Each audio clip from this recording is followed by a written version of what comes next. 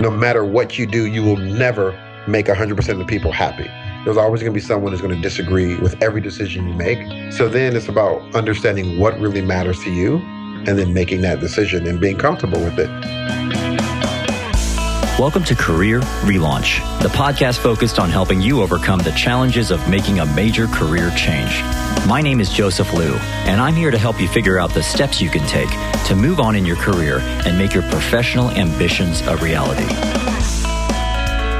In each episode, we'll be speaking with people who have an inspiring career story to share, learning from the brave leaps they took to pursue something new, and helping you find the clarity, confidence, and courage to make your own brave decisions that improve your career and life. You can subscribe to this podcast by going to careerrelaunch.net, where you can listen to all the latest episodes and get more useful resources to help you navigate your own career journey. Today, my guest is going to talk about relaunching his career from being a consumer goods marketer to launching a music streaming app. We'll talk about the importance of conviction and being authentic to who you are. Afterwards, in today's Mental Fuel segment, I'll share a few of my own personal thoughts on how you can define what matters to you.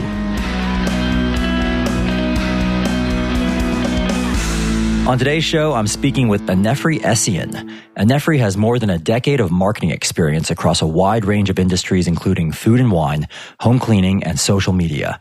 After spending years honing the craft of marketing at major corporations, Aniefre decided to leave the security of the corporate world to launch his own startup. He's now the founder and CEO of Vaytus Media, a media streaming platform that enables convenient discovery of premium independent music. Aniefre spoke with me from Jacksonville, Florida. Aniefre, welcome to the show. Thanks so much for making the time to speak with me today, because I know you've been a busy guy lately, and I know you've just moved from Los Angeles to Jacksonville, Florida. You've just given a talk at the University of Michigan Ross School of Business, where we both did our MBAs, on managing risk in your career, which I definitely want to come back to. But first, could you start by briefly telling us a little bit about Vaytus, the independent music streaming app company you founded, and what you've been working on there lately? Absolutely. First and foremost, thanks for having me, Joseph. It's always good to talk with you, and I'm happy to share, what we have going on with Vaytus. Thank you. Vaytus, it's a made-up word that stands for elevate us, kind of smashed together. And the basic premise is that music makes life better. For a while, I was one of those people who subscribed to the fact that good music was dead, and if I wanted to hear good music, I had to listen to old stuff. And then I got turned on to the underground scene or the independent music scene. I found that there was really great music that's been made by amazing artists all over the country who've decided that, hey, I'm going to make art based upon what I like. The idea of Vaytus is, hey, there are millions upon millions of people across the United States and even more across the globe who love great independent music, and they want this type of content that I'm calling artistically authentic. And so I have a team of curators who are industry professionals. Some of them are DJs, some are artists, and they go out and they curate great music across different genres, and we pull it together into our player. And so instead of a listener having to go and search all over the internet trying to find great music, they can come to Vaytus, and it's kind of like a curated watering hole, right, for great music that you'd never hear in the mainstream. What are you guys working on there right now? We've just finished the first version of the app, and it's in alpha testing. Congratulations. Appreciate it. And yeah, I'm kind of working around the clock right now because I'm totally obsessed with this thing, and I'm getting emails and texts at different times of the day and night with people who are experiencing and playing with the app and want to provide feedback. And we're trying to make sure we catch all of the last few bugs that may be there so we can release a pretty quality beta release here to the general public. Now, you've not always been in the startup world, right? No. I got to tell people, I got an email from you recently that was 2 sentences. And I don't know if you remember this, but it said, I left the corporate world for good this time. Can you just share what was going on for you in your career before you launched Vaytus? There was kind of a false start, right, in this leaving of the corporate world. So I went and got my MBA. And when I graduated, I took a job, but I primarily took a job to make a good living while Vaytus incubated and was being developed and brought along. And then I left the corporate world and went to do Vaytus full time. We needed to go back to step one. We needed to scrap what we had been doing and rebuild from the ground up.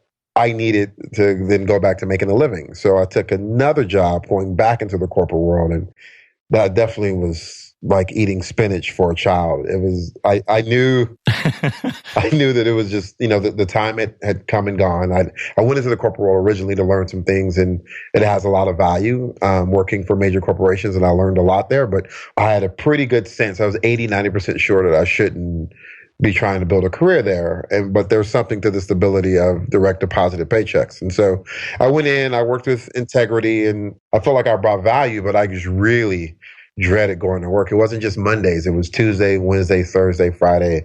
It just was not really, I went into work one day and I was like, this can't go on any longer. So then that's when I decided to go ahead and put in my resignation and take the leap. When you say this couldn't go on any longer, what are you talking about in terms of the things that were just eating away at you? It's about the work, right? Like if there are 3 potential paths, we can go X, Y, and Z, but you go and you do your due diligence, you do your analysis, you run your numbers, you talk with your cross-functional teams, and you figure out, given our particular strategic goals and given our strengths and weaknesses, the category dynamics, et cetera, we probably should do X or even X or Y. But ultimately, somebody in a bigger chair had a lot of passion for doing Z. So you find a way to try and, deny gravity, deny that water is wet, deny that fire is hot so that you can do Z. I'm not that personality type. Why did I spend a month working with my team to try and figure out what we should do to get the optimal result if at the end of the day, we're just going to do Z? And there are certain personality types who are fit for that. I'm just not one of them. When you had your original stint in the corporate world, how many years was that before you launched off into working on Vaytus?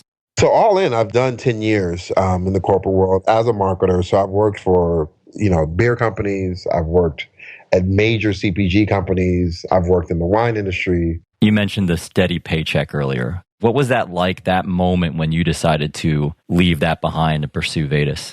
It's definitely difficult, right? Because you have the perpetual tension between long-term versus short-term, right? And I think most people get caught up in the short-term practical compromises that one needs to make to live in a society versus what's really going to be meaningful to their life and what type of mark they want to leave on the world. It definitely was really difficult to figure out how to make that jump and to have the conviction, especially, I don't want to turn this to a sob story, but I'm not a rich kid. And so there's not, some rich uncle or a trust fund mother who's sitting behind me saying, okay, chase your dreams. I'll be able to float all your bills. Right. I'll catch you if you fall. Right. Yeah. So taking that leap required, some soul searching. And, to be honest, it's really helpful to have really strong, supportive people in my life, from my girlfriend to my family members to my close personal friends, so I count as chosen family.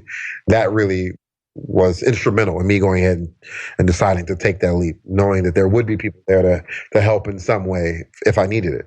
In your talk at the University of Michigan, you talked about 5 principles, and one of them that stood out to me was take the calculated leap. Right. How did you manage the personal risk in your own life and your own career, making this leap into the unknown? You referenced the 5 principles, and I'll just rattle them off really quickly from the talk that I gave. And so I think first, you need to know yourself. Second, you need to have conviction. Third, you need to be more curious than afraid. Fourth, you need to take the calculated leap. And fifth, you need to enjoy the journey. So if you go back to the first principle that I believe anyone can use to leverage to managing risk in their career, is understanding who you are and what you're not. And I've always maintained that I'm somebody who is in this world, not of this world. Like, I've never really bought into, I need to go get a job and a title from some Fortune 500 company, and I need to be the VP of whatever to find value in my life. I'm opposite of that. I'm into authentic human connection. I tend to be the type of person who is more concerned with what's going on with the least fortunate in society as opposed to the most fortunate in society, and trying to be a part of that elite crowd. And so understanding that those are things that ultimately matter to me in life, making the choice to go ahead and take that leap and to leave it behind wasn't that tough, because I felt like I was sacrificing who I was and my integrity every day, going in and trying to find ways to agree with something I fundamentally didn't believe in, even if I had to sacrifice my personal integrity to do it.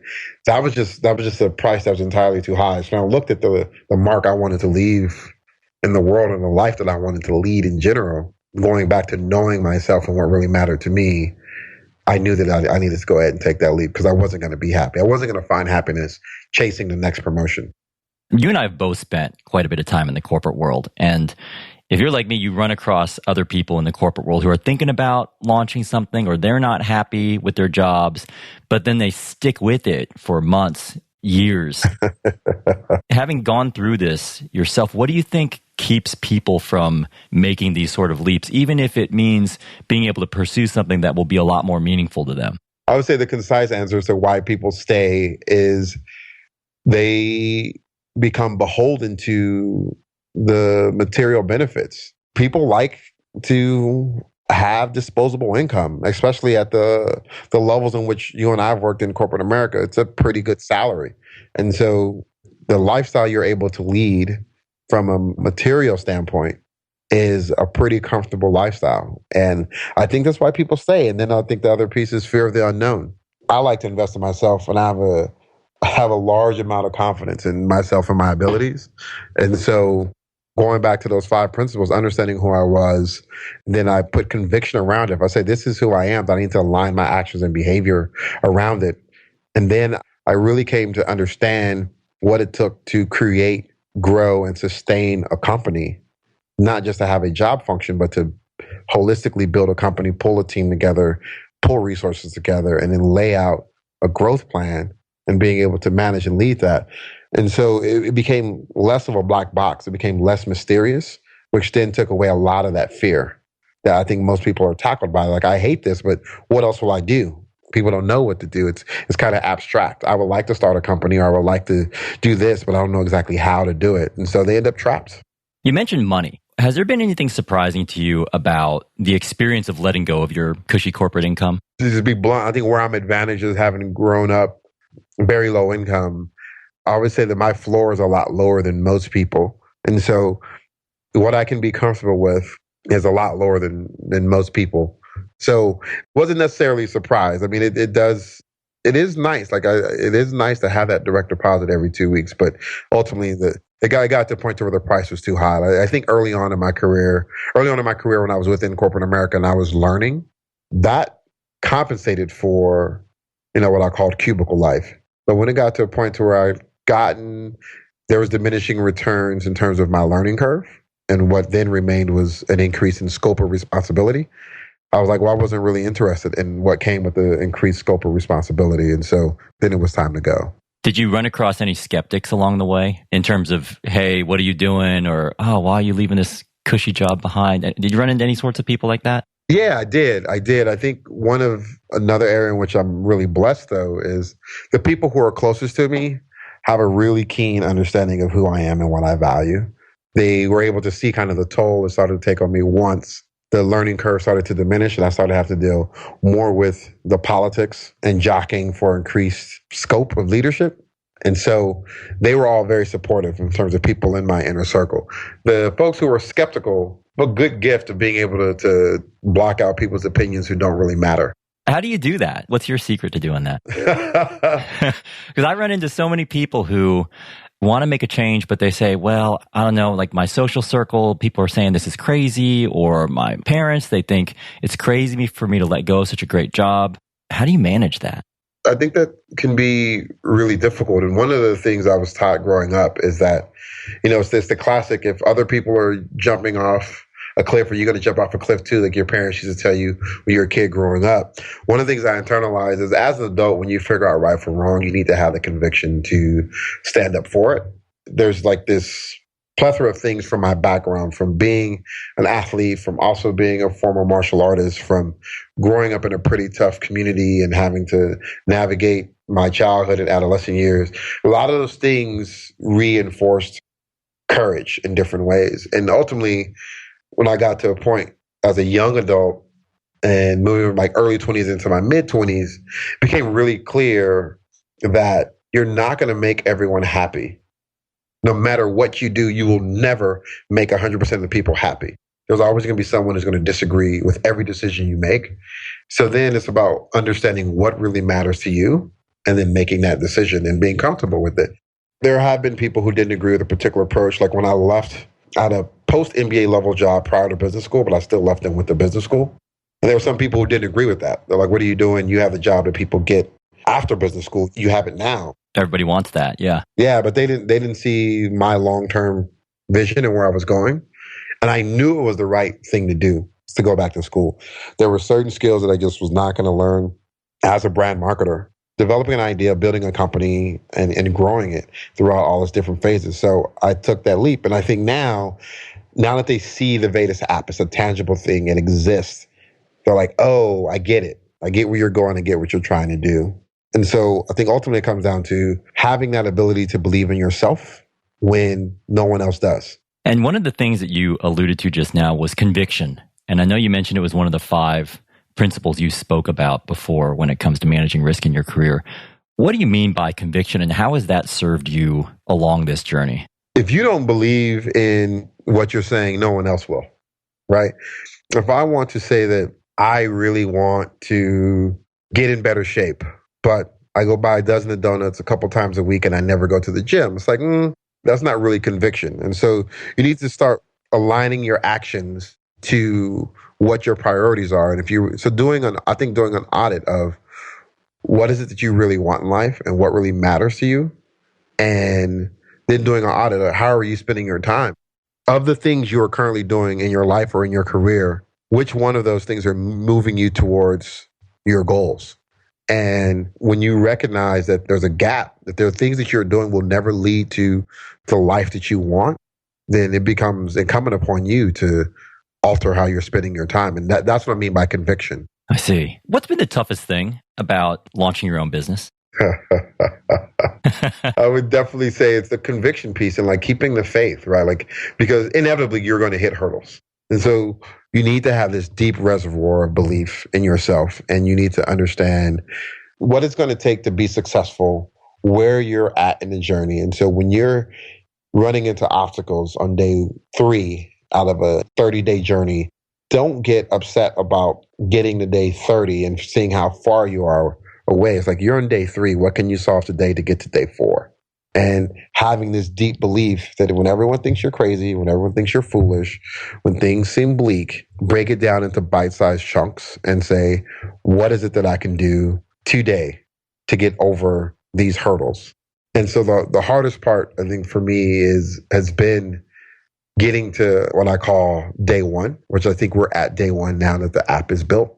So taking something from this idea and getting it to where it actually exists. How do you get people to believe in something that doesn't exist? It's just an idea.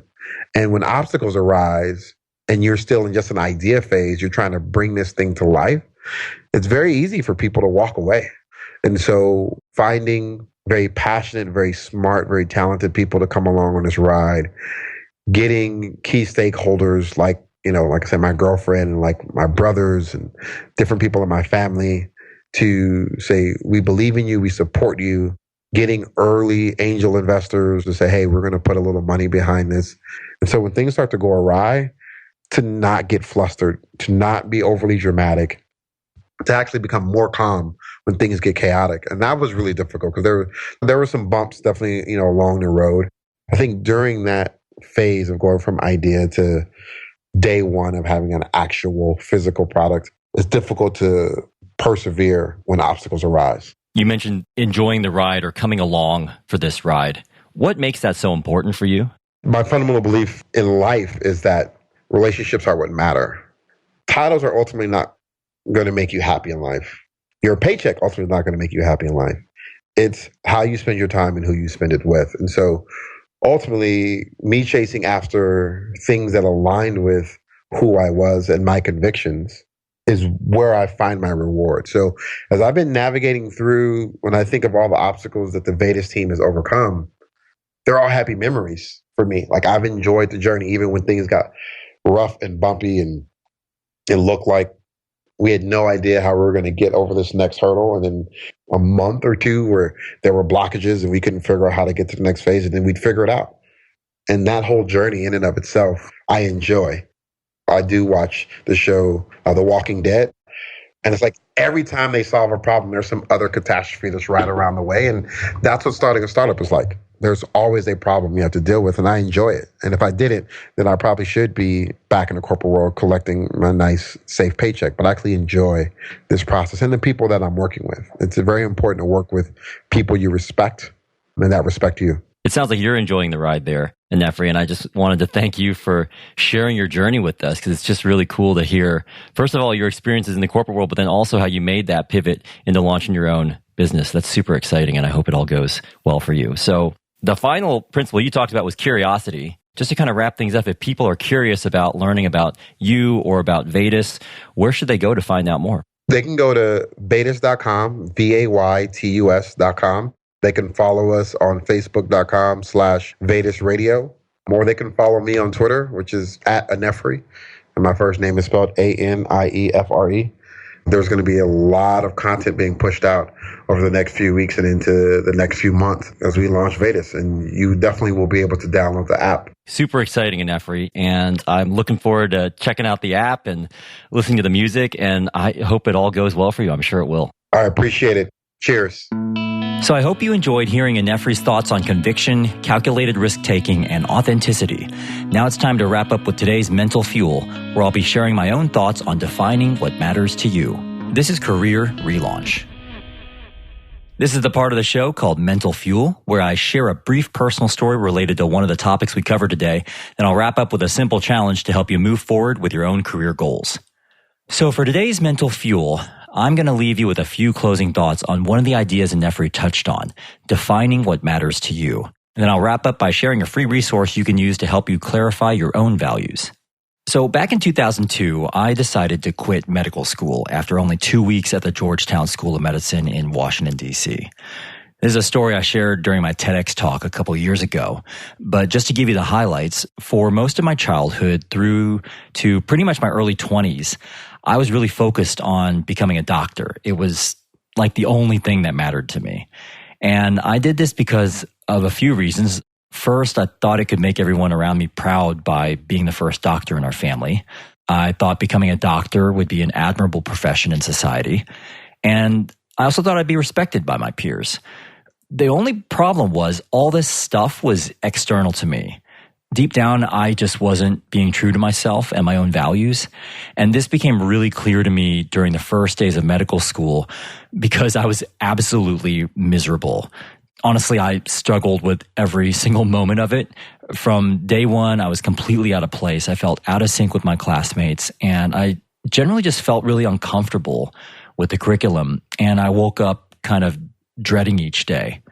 I even remember my roommates at the time telling me I looked really unhappy.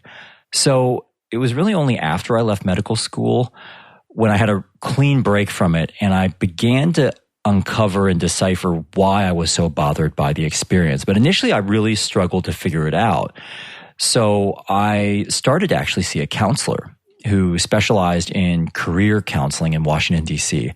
And she helped me really clarify that 3 of my fundamental values were just not being served by a career in medicine. Having time for relationships, maintaining a good work-life balance, and pursuing entrepreneurial ideas. And getting clear on that was really helpful to me because it ultimately informed my next move to pursue a career in business and marketing that ended up being really fulfilling for me for many years. Now, I'm sharing this story to illustrate the importance of being true to your values. And going back to my days marketing consumer products, great brands have really strong brand values. And these can come in the form of a mission statement or belief statements or a set of guiding principles. So when you think about yourself or your personal brand, you also have certain values. You've got standards of behavior and what you judge to be important to have in your life or something that's worth pursuing in your career. So for me, I valued relationships and balance and entrepreneurship. For you, it might be freedom or control or intellectual stimulation or connection or whatever it is for you. So have you ever had one of those moments in your life when you felt like you were really at your very best or you were having some sort of a peak experience? So if that's the case, there's a good chance you were doing something that really aligned well with your values. And on the flip side, if you're doing something that's really frustrating, or if you're feeling really depleted by an activity like I was when I was pursuing medicine, there's a good chance that what you're doing is in conflict with at least one of your values.